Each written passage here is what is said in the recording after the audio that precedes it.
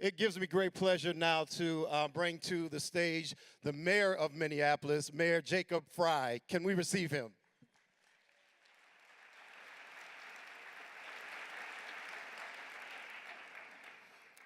Thank you so much, Andre. It is a great honor to be here with the Northside Achievement Zone. And let's have a huge round of applause for our fearless leader, Sandra Samuels, everybody.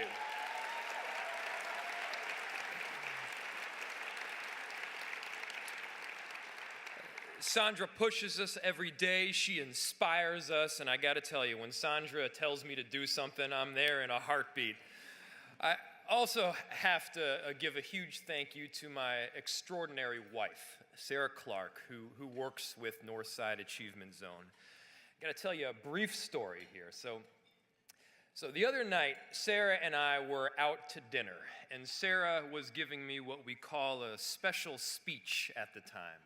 And this particular special speech was about an item that she was particularly passionate about. And there's no item that she is more passionate about than Northside Achievement Zone. She was expressing to me that it works, that the statistics show that it matters, that this is an organization that we collectively in the city and the state need to be supporting. And as she's saying this in a louder and louder tone, and as she's tearing up and pointing at me, I'm starting to realize that the rest of the restaurant probably thinks we're in a big fight.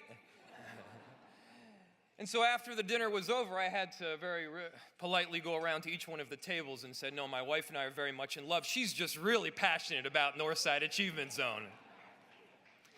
So thank you, Sarah, for that passion. It is my great honor to be here today to introduce our keynote, Mr. Ravi Norman. Ravi has more than 18 years of corporate executive level experience, and in 2009, he was named CEO of Thor Construction. Now, Thor Companies is now one of the largest African-American owned private companies in the entire nation. And as your mayor, I'm humbled to have this great, that deserves a round of applause, actually.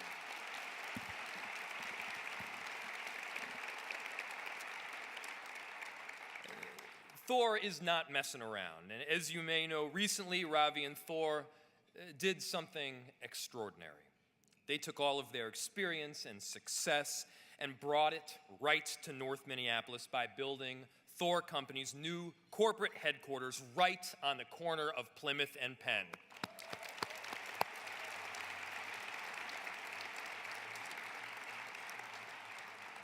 And because of Ravi and Thor founder Richard Copeland, a Northside native, by the way, there is a gleaming monument to African American success right in the heart of North Minneapolis. And because of that building, Northside kids will be able to see themselves in Ravi, see themselves in Richard, and many others, and they too can achieve greatness. And representation matters. I realized recently how much representation matters and how powerful it can be. Earlier this year, one of my policy advisors, Jen White, she was telling me about how after she took her young son to see the Black Panther in the theater, and he started acting out what he saw in the movie. He was jumping all around the house and saying he was a Black Panther, and she explained to me that for the first time, he saw a superhero in the movie who looked just like himself. And she got him a Black Panther mask and that he never wanted to take off, and he literally became T'Challa. And that resonated with me because I never thought about how much representation matters before. All my superheroes growing up, they looked like me. Representation matters. It matters.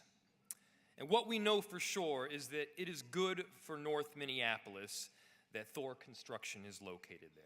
And our city cannot thrive until we all thrive, until all of us have an equitable chance at social and economic success. So thanks to Ravi and Thor Companies, we just made a tremendous step forward toward that reality. So this isn't Wakanda, this is real. But it is my great honor, therefore, to invite to this stage. So please join me in welcoming Ravi Norman. Everyone.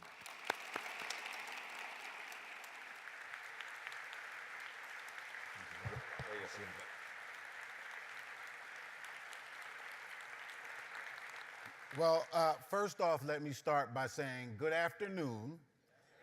And then the second thing I need to do is say Northside forever. Yeah. So I am Ravi Norman, the CEO of Thor Companies. And I want everyone in this room to know that I too have a dream: to develop resources in emerging American markets, which I think is the key to making America great again. Contrary to our sitting president, I don't think we're going to make America great again by turning back the clock and thinking about benefits for a monolithic and homogenous group. No.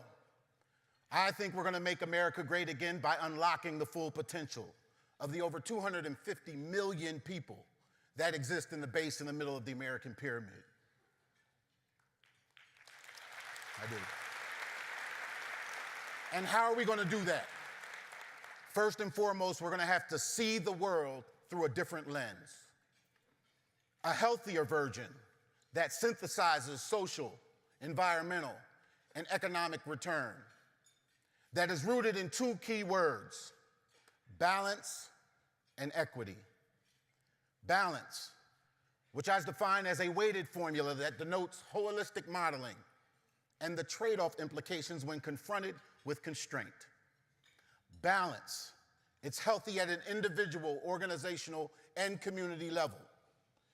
Individually, we exist with the reinforcement of balance. The human body is about the greatest and wondrous system for recalibration that I've ever seen.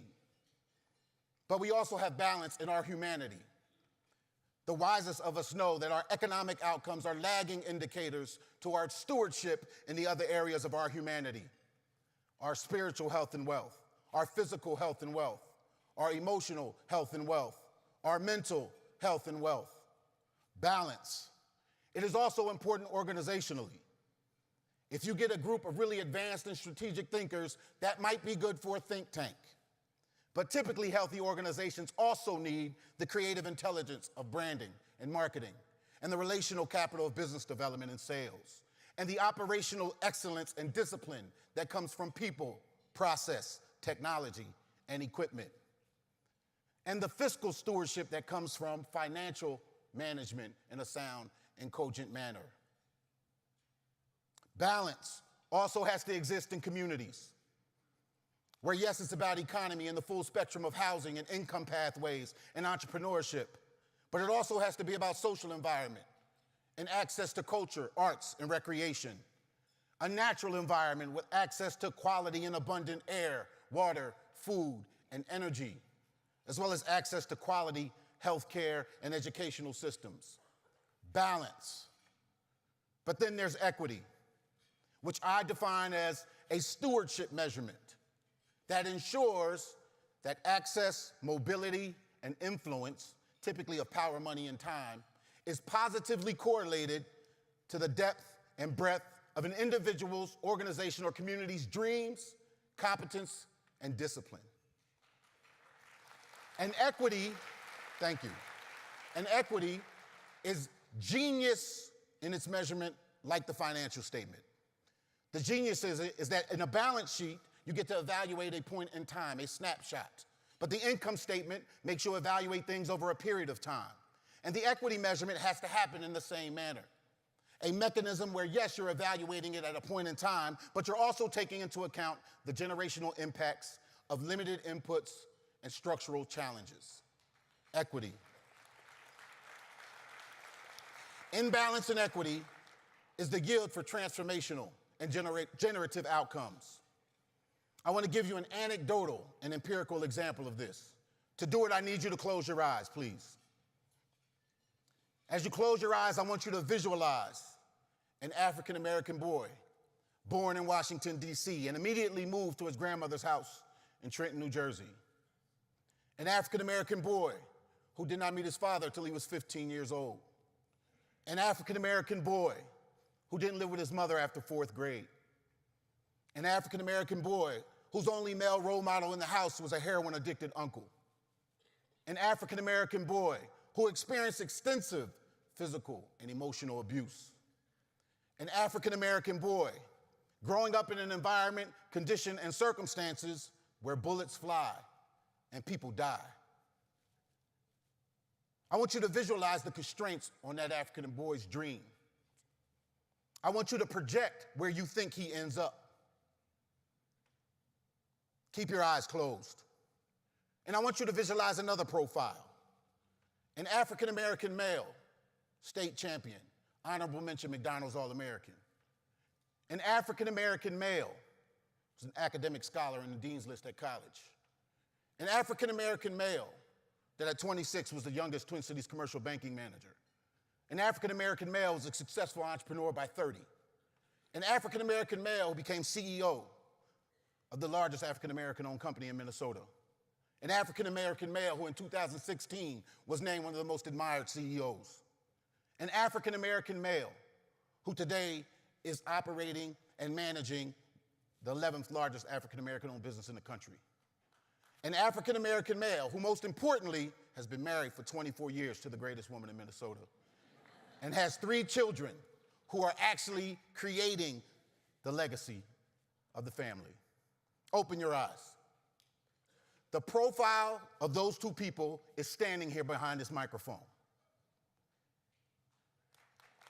Now, I don't do that for accolades for myself. I want you to know that the bridge between those 2 profiles is a word called hope. And that hope rests on 3 descending pillars. Number 1, God. That may have many definitions for the people in this room, but for me, it's an acknowledgement of a divine order, a belief in the supernatural, and clear definitions for the words luck, mercy, grace, and faith. The second pillar is community, which I define as when people intentionally behave like they belong together. And through that, you get nurturing and love and investment and trust. And typically that comes from your bloodline. But I can give testimony that sometimes families break down. And what happens and can happen is the magic of other people stepping in with intent into the void. Basketball coaches, the Williamses across the street, the Glantons around the corner. People who are vested in providing the wind beneath your wings. And the last pillar is individual will and personal responsibility. What you have to bring to it as an individual. And it is a combination of inspiration, aspiration, production, innovation, and resiliency. When you are investing in NAS, you are investing in the work that establishes and develops those pillars of hope. You are investing in people who are reinforcing the concepts of balance and equity in individuals and families on the North Side. You are investing in people who see the lens through a very specific perspective. And through that, the intersection of our legacies and their dreams is what can actually make Minnesota greater and America greater. The call to action that I have for you is that you leave this room with a deeper commitment than you entered it with. And that we all intentionally behave like we belong together. And my promise to you is I will do my part. Thank you.